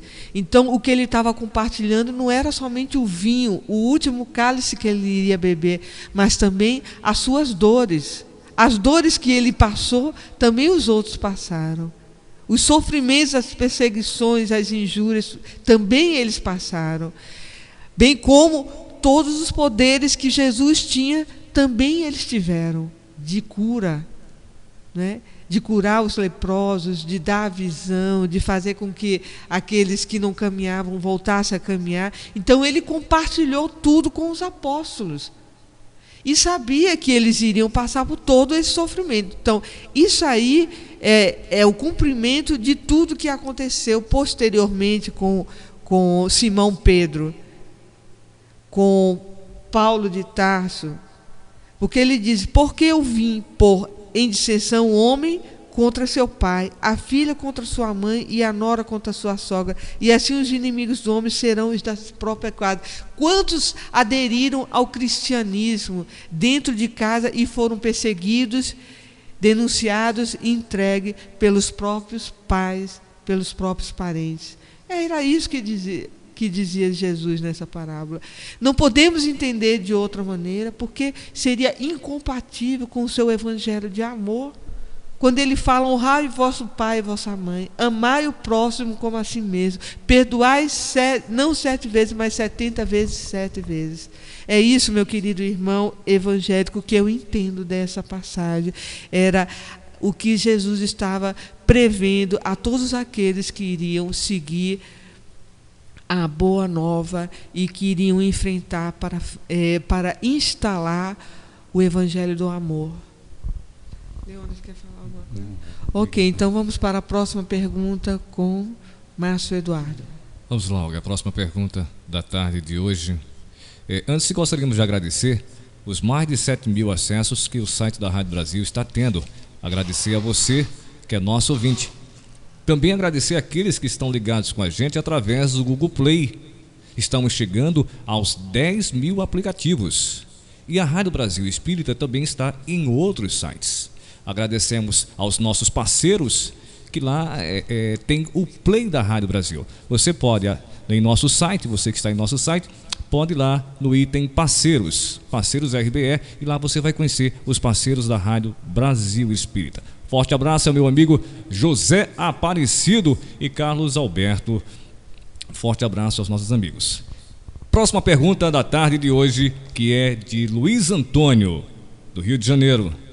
Forte abraço, Luiz. Você será objeto de desprezo e de escárnio, e servirá de advertência e de causa de pavor às nações ao redor. Quando eu castigar você com ira, indignação e violência, eu, o Senhor, falei. Ezequiel 5,15. Dogmas de má interpretação. Ou é esse o recado mesmo? Boa tarde, Luiz Antônio. Uma boa tarde para você e para os seus familiares e a todos os cariocas. Realmente é isso que você está comentando. É uma questão de interpretação ao pé da letra. É imprescindível que a gente leia o Evangelho e a Bíblia, o Antigo Testamento, sempre tendo como foco a mensagem central de amor que Deus, o nosso Criador, envia para todos nós, não é? Deus é um ser de amor, de bondade, que quer a nossa felicidade, que não nos castiga, que não nos odeia, que quer a nossa paz, elevação espiritual e nos enseja, através das reencarnações, oportunidades para os nossos reajustes. Então, não podemos, conforme você diz nas entrelinhas de suas palavras, interpretar a palavra do Antigo Testamento e nem do Novo, sobretudo do Antigo, que é mais cheio de figura e de símbolos, ao pé da letra. Temos que retirar da letra o espírito. E o Espiritismo nos faculta, com tanta lucidez e com tanta clareza, essa possibilidade. O Espiritismo nos fornece a chave para a verdadeira compreensão do Evangelho. O estudo, Luiz Antônio, como você deve saber, o estudo do Antigo Testamento é uma coisa muito séria, que não está, digamos assim, ao alcance de todos nós, ou pelo menos da maioria de nós, não é? Porque requer um conhecimento profundo da cultura da época, da linguagem utilizada, dos valores daqueles povos, não é? Dos símbolos que eles utilizavam. Então é preciso uma compreensão muito mais ampla. Eu estava ouvindo outro dia um comentarista, um estudioso espírita do assunto, ele falando sobre alguns sentidos que eram utilizados e que levam a uma incompreensão, se não bem entendidos os costumes da época. Por exemplo, se um jovem tivesse uma admiração por uma jovem daquela época, ele expressaria aquele sentimento dizendo: olha, você é uma cabrita. O que significaria isso? Para hoje seria uma coisa assintosa, né? Um jovem chegar para uma jovem e, a fim de conquistá-la, dizer: olha, você parece com uma cabrita. Mas naquela época tinha sentido, porque na linguagem daquele povo, que era um povo de cultura, digamos assim, do campo, né? Ser parecido com uma cabrita significava ser alegre, ser feliz. Então era um elogio, né?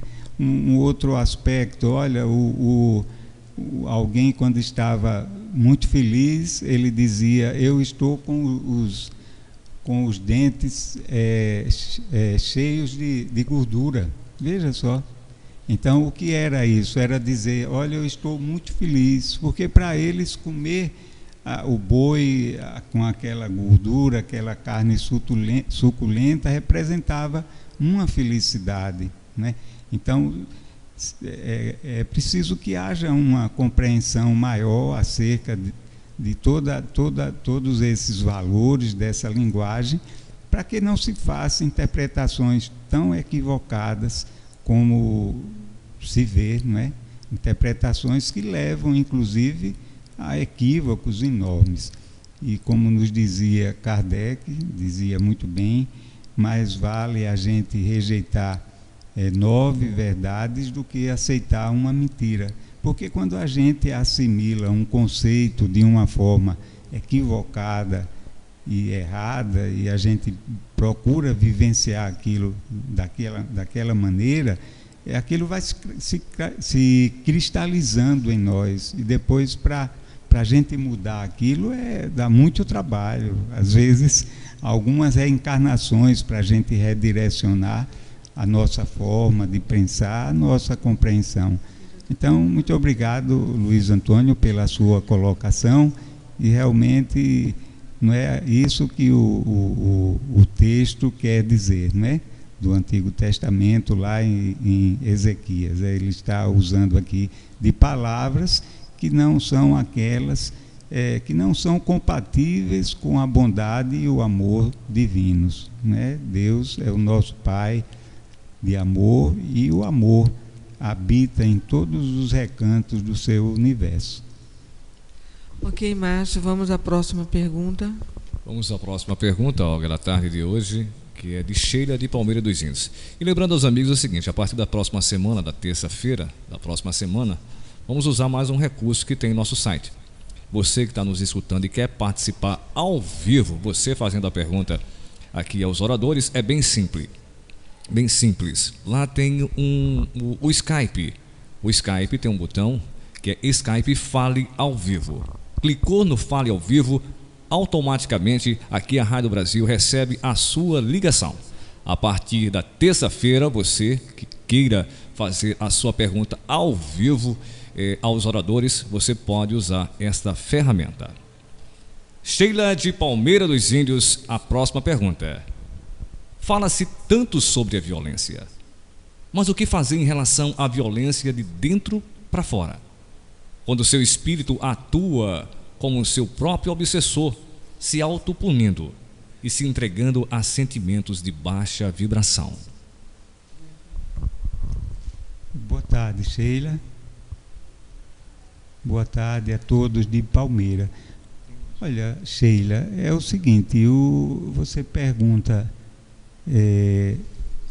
quando seu próprio espírito atua como seu espírito atua como seu próprio obsessor, se autopunindo e se entregando a sentimentos de baixa vibração. Sheila, nós temos que estar vigilantes em relação às nossas ações, aos nossos pensamentos. Não era à toa que Jesus tanto nos recomendava a vigilância e a oração.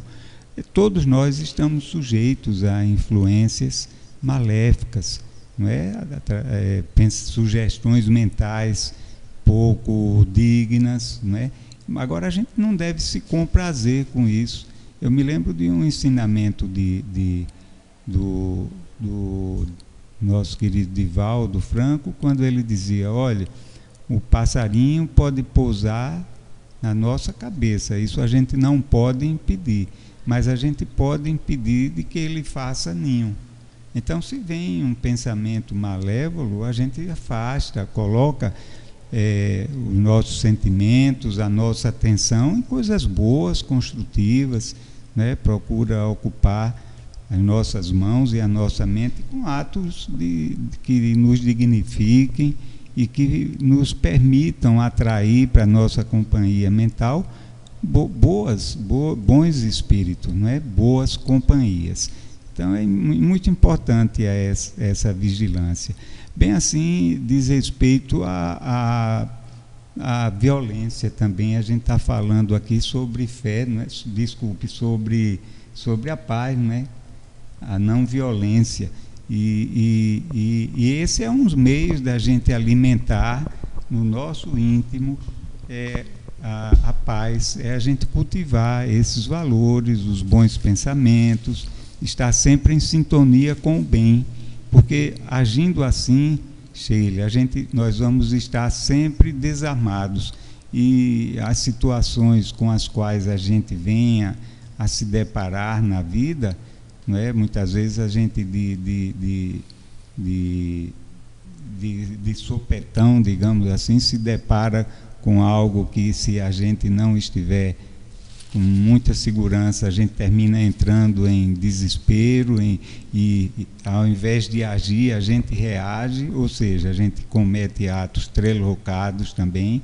Então, para evitar isso, é preciso que a gente busque um controle efetivo das nossas emoções, né? Porque o espírito é que deve comandar o corpo, e não o corpo, a matéria, comandar o espírito, que aí seria uma inversão de valores, né? Obrigado pela sua participação, Sheila. Ok, Sheila, obrigado pela sua participação. Eu queria dizer, só para complementar, o seguinte, como testemunho. Eu também, na minha juventude, era vitimado por pensamentos renitentes, pensamentos que eu não queria ter, mas que vinham. Por mais que eu quisesse espantar o passarinho, como diz o Divaldo, eles vinham. Não é tão fácil assim, eu reconheço, certo? Mas precisamos lutar. Lutar, e eu consegui.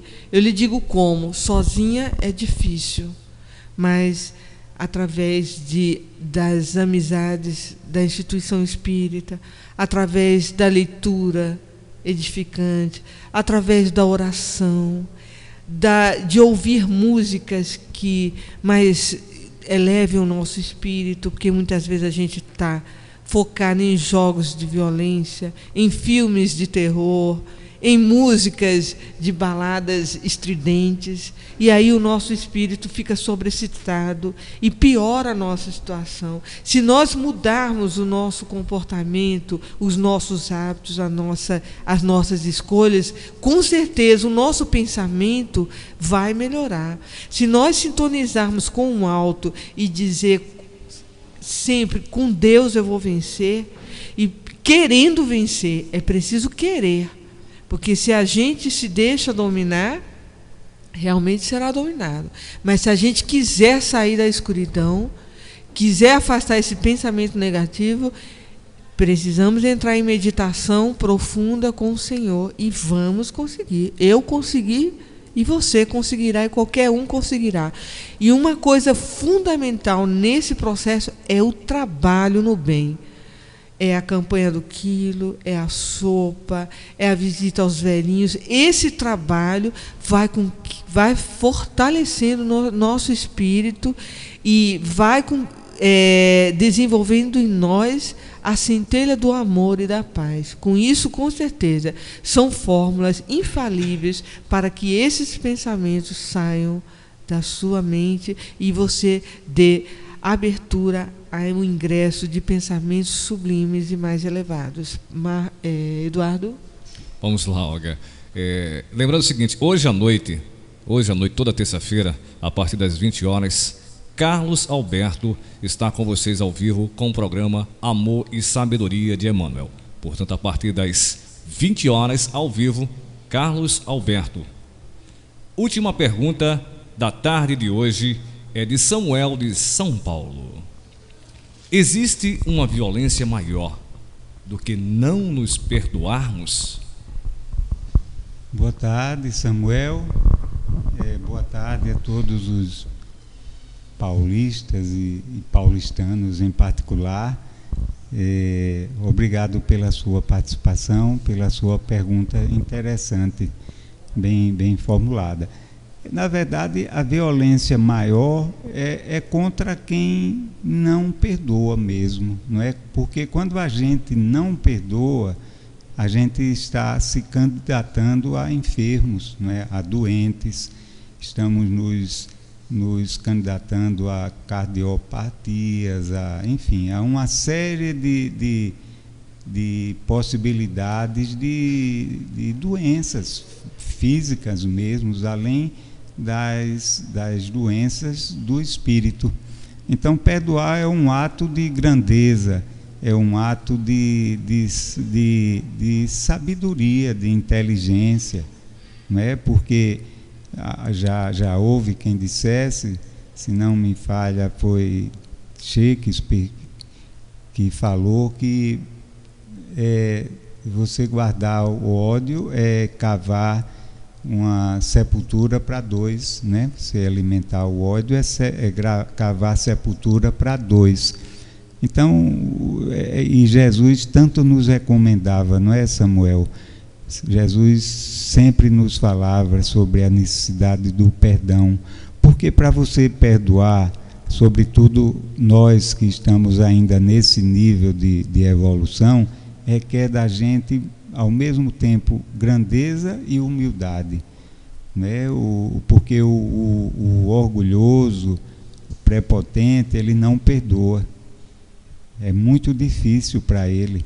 Primeiro, ele não sente a necessidade, o desejo de perdoar, e depois perdoar para ele seria um ato de fraqueza, um ato de pequenez. Então ele não perdoa, mas quando na verdade é o contrário, o perdão é um ato de grandeza, e na medida em que a gente cresce, compreende e se torna humilde não quer dizer, não significa simplório, não é humilde no sentido material, não é nesse aspecto, né? É humilde no sentido espiritual.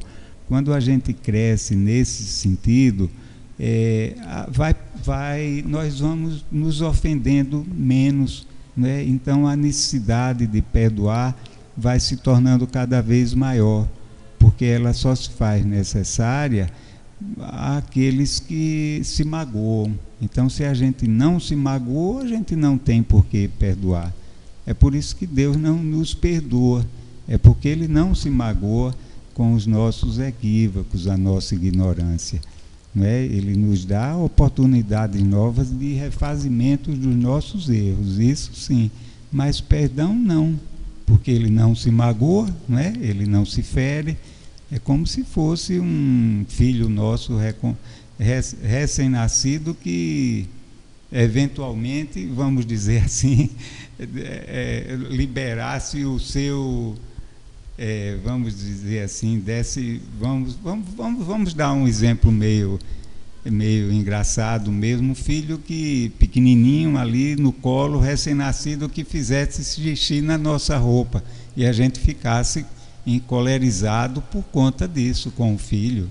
Impossível, né? Impossível um ato desse. Então, mais ainda Deus em relação a nós. Obrigado, Samuel, e uma boa tarde para você. Eu queria acrescentar só o seguinte. Samuel, obrigado pela sua participação, e você nos pergunta, existe uma violência maior do que não nos perdoarmos? E eu diria que sim, Manuel. No meu ponto de vista, existe sim. Quando nós nos omitimos diante da dor alheia, essa é uma violência bem maior. Porque quando nós não nos perdoamos, significa que nós ainda somos muito egoístas. Significa que nós estamos centrados só na nossa dificuldade. E isso é um obstáculo para o nosso crescimento. Eu vou citar novamente o exemplo de Saulo de Tarso.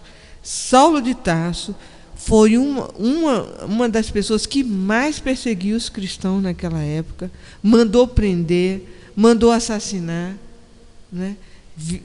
Praticou vários atos de violência.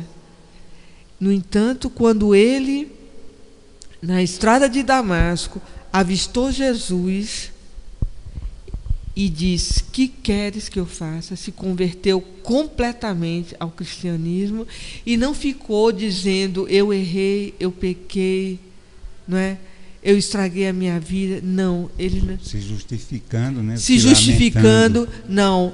Ele, consciente da sua limitação, como todos nós somos limitados. Nós vamos errar não uma nem duas vezes, várias vezes. Nós vamos tentar não errar, mas diante das nossas fraquezas, do próprio corpo, o qual nós estamos revestidos, nós ainda somos passíveis de erros, e muitos erros graves, que nós devemos combater na nossa trajetória.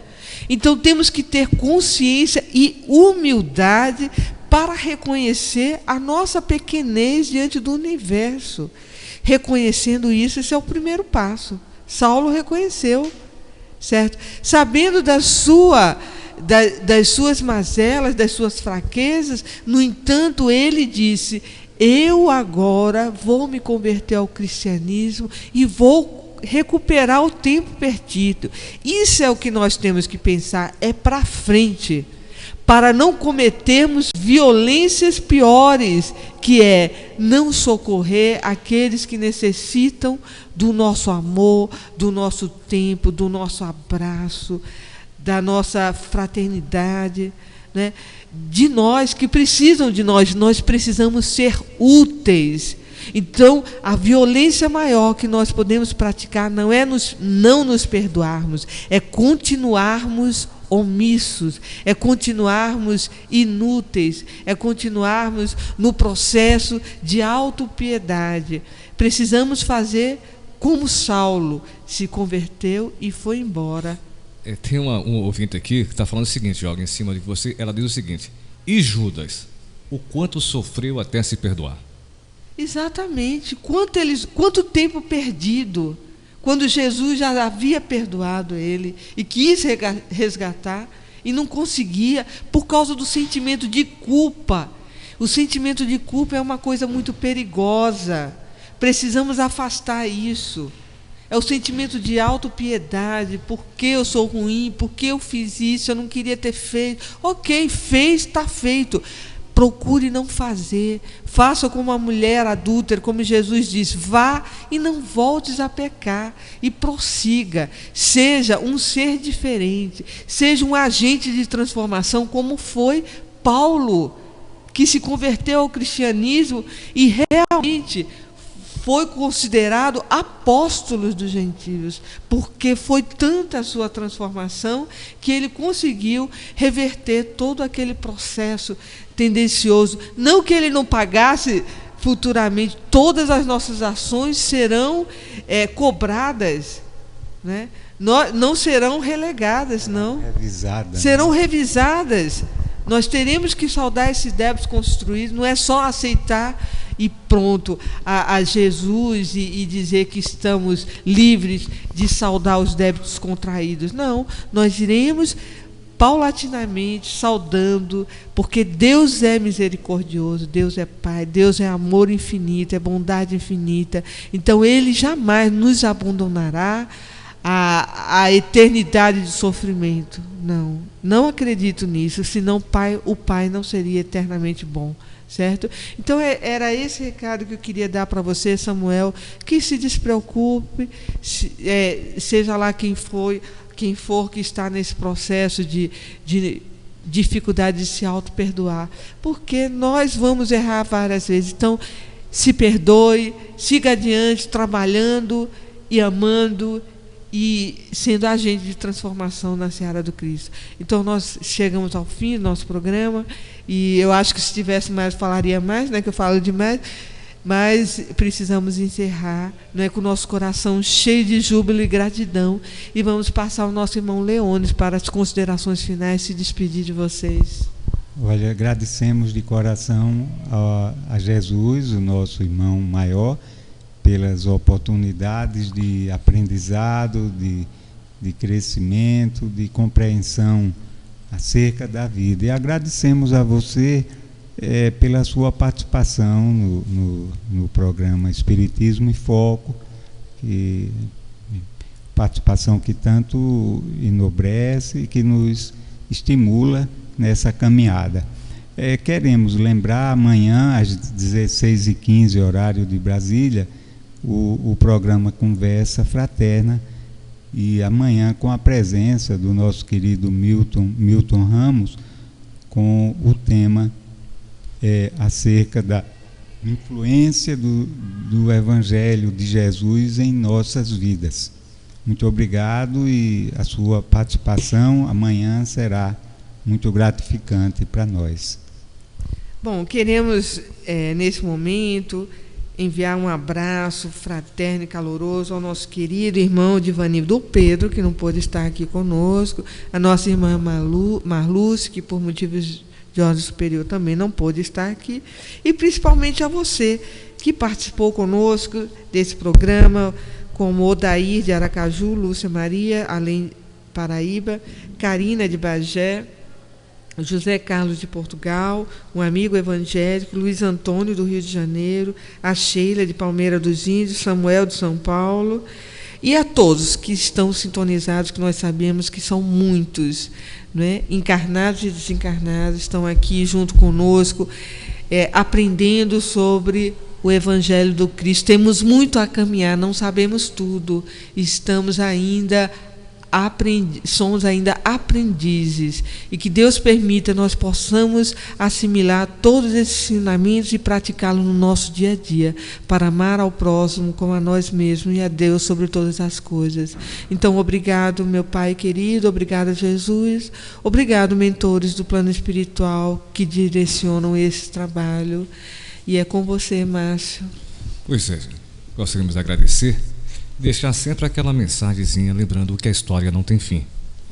Continua sempre, mas sempre que você responde sim, a sua imaginação e a arte de sorrir a cada vez, mas a cada vez que o mundo lhe diz não. Até a próxima terça-feira com mais um Espiritismo em Foco. Amém, se Deus quiser.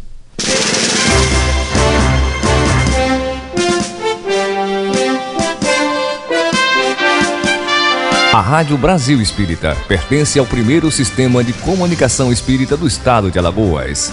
Nova Fraternidade. Acesse www.radiobrasilespírita.com.br